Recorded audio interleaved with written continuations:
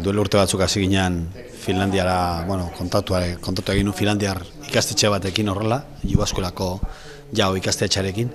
Eta geroz, aukera izan dugu azken urte hauetan, bai ikasleek bidaltzeko area, praktikak egitea bertako enpresatan, bai irakasleak ere bai formazioa jasotzea. Eta orain tokatu etxan da, beraiena etortzeko honea, irakasleen partetik. Ikasleek ere jaso izan ditugu eta Tolosaldeko enpresetan egon dira lehen ere praktikak garatzen.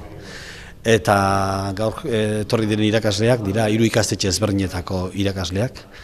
Eta pixkat ikusi nahi dute gure inguruan ikasleak ze hezkuntza sistema daukagun, ze nolako enpresa dauzkagun gure inguruan, baita pixkat gurekin kolaboratzeko proiektu ezberdinetan, bat ikasleek bidaltzeko praktiketara izango litzateke, eta agian beste proiektu batzuetan ere parte hartzeko.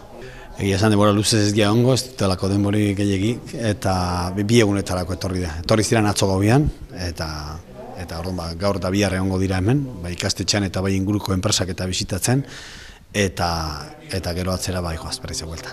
Ni uste mundu globalizatu honetan, instituzio guztiok erara konstiente ez da zer nolako garrantzia duen nazioartekotzeak. Tolosaldea baita ere bere plan estrategikoan hor markatzen du, puntu garrantzitsu bat bezala nazioartekotzea.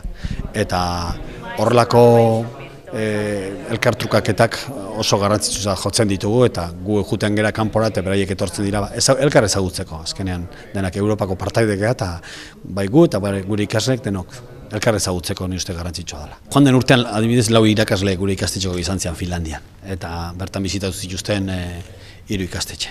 Eta bertatik jaso dutena izan da praktika onak ikasi dituzte, ebaluatze sistema metodologiak nolakoak diren, praktikak nola egiten dituzten, klaseak antolatzeko erak eta instalazioak, gauza guzti horiek ikusten dituzte eta handikan ohitura onak, praktika onak bereganatzen dituzte eta gero hemen momentu jakin batean aplikatzea daude leku batean edo bestean tokatzen zaigun bezala.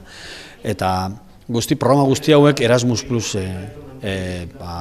programaren barruan kokatzen dira, lortzen dugu finanziazioa proiektu horietatik eskatzen ditugu funtsak eta lortzen ditugu eta horrekin moldatzen gara. Bakoitzak besteen praktika onak ikasten ditugu, gu beraiek gauzak nola egiten dituzten eta beraiek guk nola egiten ditugun ere beraientzako interesgarria da.